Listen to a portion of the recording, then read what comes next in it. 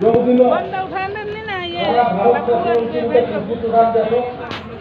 ଏବଂ ଓଡ଼ିଶା ମଧ୍ୟ ଗୋଟେ କୃଷି ପ୍ରଧାନ ଦେଶ ଏବଂ ଆମ ସରକାର ମଧ୍ୟ ବିଭିନ୍ନ ସମୟରେ ଧାନ ଚାଷରେ କୃଷି କର୍ମଣ ସୁବିଧା ମଧ୍ୟ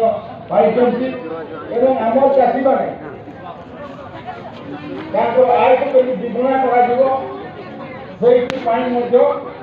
ଆମର ଆଜିକା ସରକାର ଆମ ଯଶସ୍ୱୀ ମୁଖ୍ୟମନ୍ତ୍ରୀ ମାନ୍ୟବର ମୋହନ ଚରଣ ମାଝୀ ଏବଂ ଆମର କୃଷିମନ୍ତ୍ରୀ କେଭି ସିଂହଦେଓ ସାର୍ ଏଠି ଯେପରି ଭାବରେ କୃଷିକୁ ଆଗେଇ ନେବା ପାଇଁ ଯେପରି ଭାବରେ ସେମାନେ ଚାଷ କରୁନୁ ତେଣୁ ମୁଁ ପବିତ୍ର ତିଥିରେ ଆଜି ସମସ୍ତଙ୍କୁ ବିନମ୍ର ନିବେଦନ କରିବି ଆମର ଚାଷୀମାନେ ମଧ୍ୟ ଆଳୁ ଚାଷ କରିବା ଦରକାର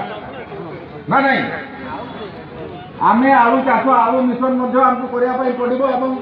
ସରକାର ବାହାଦୁର କହୁଛନ୍ତି ଆମେ ଆମ ସ୍ତରରେ ମଧ୍ୟ ତାକୁ କରିବା ଦରକାର। କାହିଁକି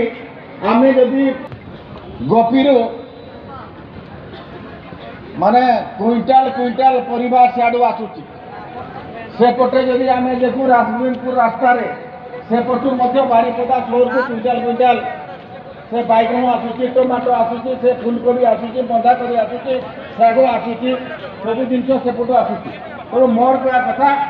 ଏଇଟା ଗୋଟେ ଆମର ମାର୍କେଟ ଯେ ମାର୍କେଟରେ ଆମର ଚାଷୀମାନେ ମଧ୍ୟ ଆୟକ୍ଷମ ହେଇକି ତାଙ୍କର ଆୟକୁ ମଧ୍ୟ ସେମାନେ ଦ୍ୱିଗୁଣିତ କରିପାରିବେ ମାନେ ଗାଈ ରଖିପାରିବେ ଅନ୍ୟାନ୍ୟ ଚାଷକୁ ତାହେଲେ ପୋଷିତ ହବନି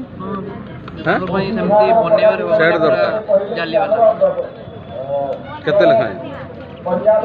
ପିସ୍କୁ କେତେ 70 ଟଙ୍କା ପିସ୍ ଏଇଠି ବିକ୍ରି ଦେଖିବା ପାଇଁ ଧାନ ଆଣା ହେଉଥିଲା ଏବଂ ଆଜି ଧାନ ପିଟା ମେସିନ୍ଠୁ ଆରମ୍ଭ କରି ଧାନ ଲଗେଇବା ପର୍ଯ୍ୟନ୍ତ ଉଡ଼ିବା ପର୍ଯ୍ୟନ୍ତ କାର୍ଯ୍ୟକ୍ରମ ମେସିନ୍